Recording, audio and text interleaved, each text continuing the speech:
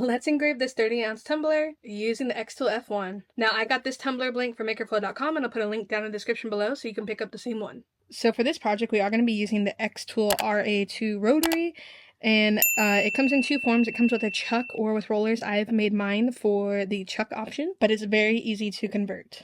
And so what I've also done here is I have 3D printed a base here just to make it easier to set this and line it up so that we have no issues. And then, so to get this on here, put the cup with the chuck on the inside, and then we'll get as close as we can by hand. And then we have this little base support for it as well. And then we will just tighten that up with this little wrench. Alright, so we're in the xTool creative software here, and I kind of just eyeballed the design of this, but we are using our rotary, so we're going to come up here and make sure it's not on base plate, but it's on the chuck rotary since I had the chuck.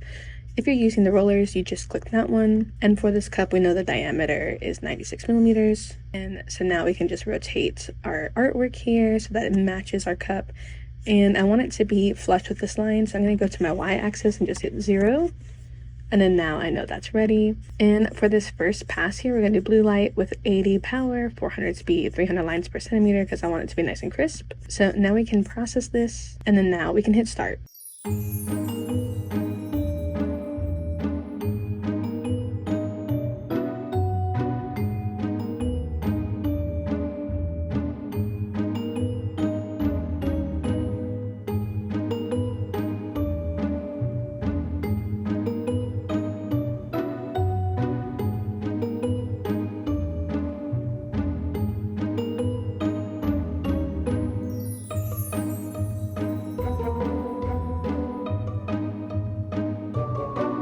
And we will do a second pass as well, and it's very similar except that we're using the IR light, 40 power, 400 speed, and that's just going to make it so we don't have to clean it up afterwards.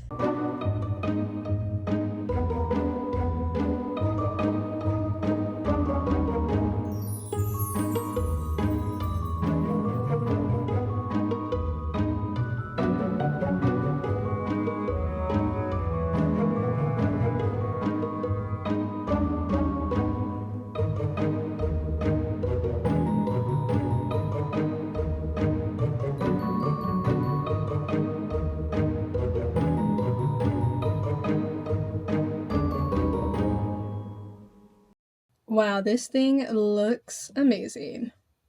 And because we did that cleanup pass, we don't have to do any kind of washing. Alright, and then now we can just release it from the chuck. Alright. This thing came out looking so cool, and I can't wait to use the rotary more and make some more tumblers. Well guys, thank you so much for watching this video. I hope you enjoyed it. Let me know down below if you have any questions or comments or anything.